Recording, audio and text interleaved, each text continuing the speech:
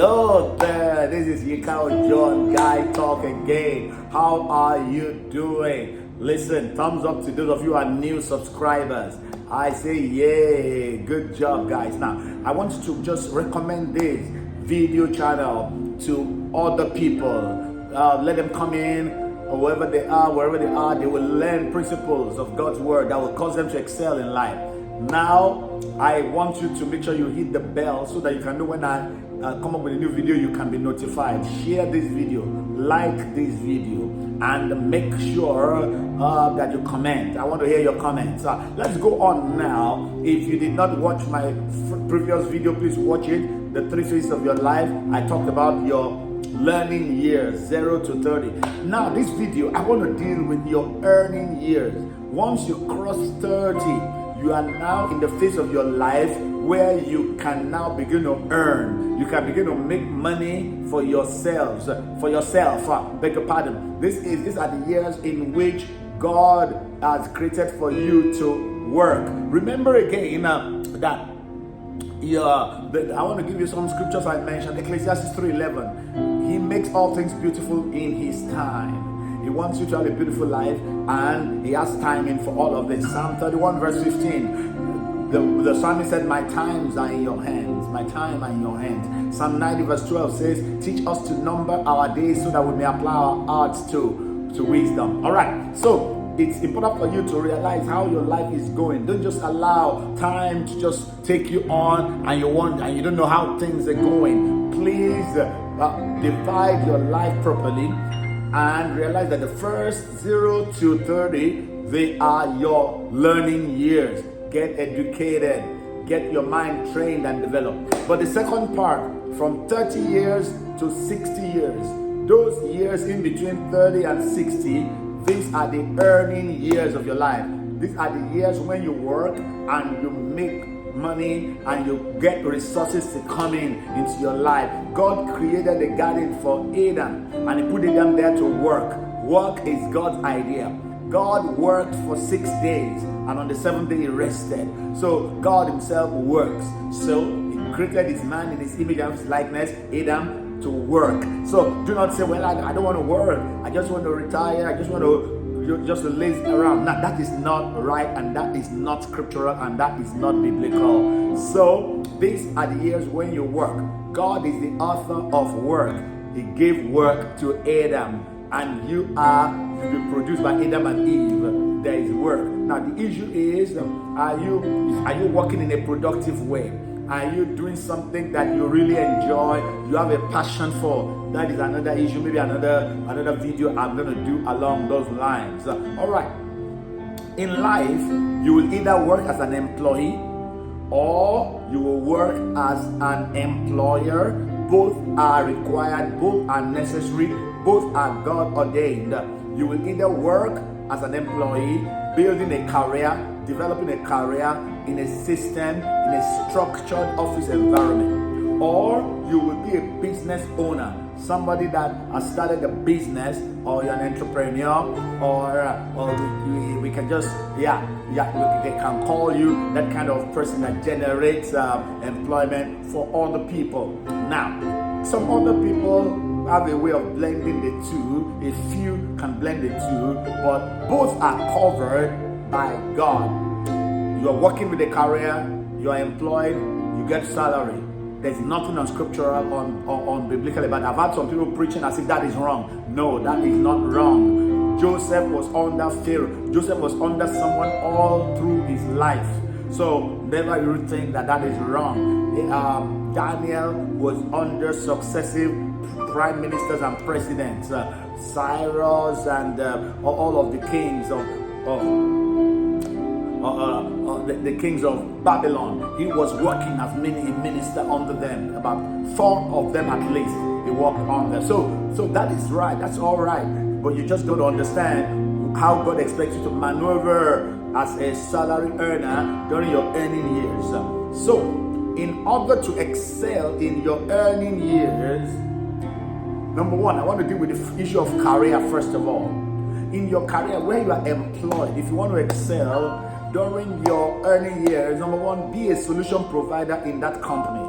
Be a solution provider in that corporation. Understand the kind of solutions that the company is set up to provide for the community or for the world, for the society, and make yourself an asset in producing it. If there are problems within the system, then look for ways where it can be solved. Be the person they go to in the company when they want a solution to a problem that's going on in the company. Don't be a part of the problem in the company. Nobody wants to promote someone who is a troublemaker. No, please keep that in mind. Also, know your duties and deliver on your duties. Have your letter, find out what they've been told to do, and if there are other duties added as time goes on, note them down and set out to always make sure you deliver. Make sure you deliver. Know your duties well and deliver excellently. Also, please be loyal in the company. Once it's a righteous, upright outfit, please, you are expected to be loyal. You are expected to be honest. Work sincerely. Do not pilfer. No purloining. The word of God teaches that there must be no purloining amongst children of God. Purloining simply means people pilfering and stealing in offices. It's almost becoming a global or at least a national disease right now, where people pilfer and they take money, little money here and there, little products that belong to the company. Please do not do that. All right, be loyal, be honest, and then as you work, believe God for favor. Believe God for favor. Psalm 5 verse 12. The Lord will encompass the righteous with favor as with a shield. Look for all the favor scriptures. God put favor upon Joseph. God put favor upon David when he walked in the palace of Saul. God put favor upon John Baptist. God put favor upon even Jesus Christ. Look for these scriptures. The time to favor Zion, even the set time has come. Look for scriptures of favor. Believe it every day, every week, every month, and every year. And you're going to see promotion. Regardless of what is going on in the land, in the economy, you will be promoted because God will honor your believing in favor. Now, if you own your own business or you're building your business, how do you excel during your earning years? Listen, you need to ask yourself, first of all, what goods and what services am I providing? That's what a business does. A business is either providing goods or providing services. So, what service? Is this service needed? Are these goods needed? You need to ask yourself a lot of questions. Will I become obsolete in a short while? I'll talk about that in a minute. All right, so position yourself to solve problems for the society.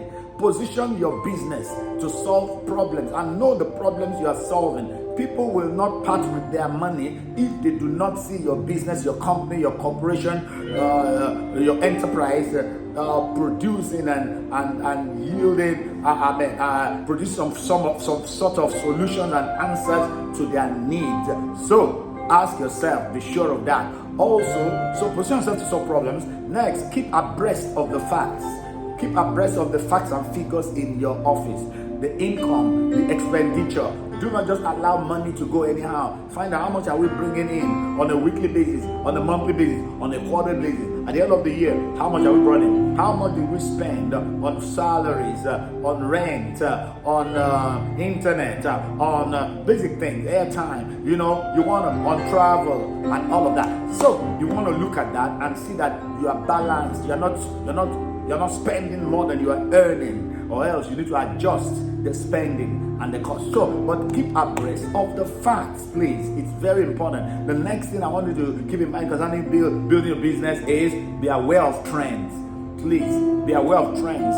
When I was a teenager, many years ago, there are some things that used to be trendy. Now they don't exist anymore. When I was very young, my mom was trained as a typist. Now nobody knows what a typewriter is anymore. So you need to understand now. Keep abreast of the facts. The excellence of yesterday is what becomes the mediocrity of today. Keep that in your mind. All right. Next, please, in your business, be excellence driven. Excellence means you are producing the best. You are bringing out the best that can be found anywhere, anytime. And also, apart from being excellence driven, please advertise. Let people know that you are able to supply these goods, provide these services. Advertise. Let them know. Be like Zacchaeus. Zacchaeus was short. Nobody could see him. So he had to step up in order to see Jesus. He got on a tree so that it was more visible and they could see further, and Jesus was able to locate him. That's like advertising. You need to step on some trees of advertising so that they can see that, oh, you provide this, you provide these goods, you offer these services.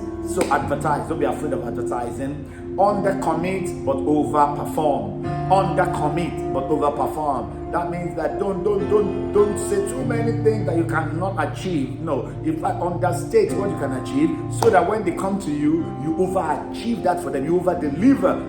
They will stay with you virtually for life. Remember this: undercommit, overperform. It's very important. And then finally, during your earning years, please invest, save, spend on assets. When you have to spend things that are really going to yield more money for you in the future as assets, always think about the future during this period. It's very important. Save, of course, save with God by giving God your tithes and offerings, and then save, invest, and then you'll find that your earning years, you have really done well.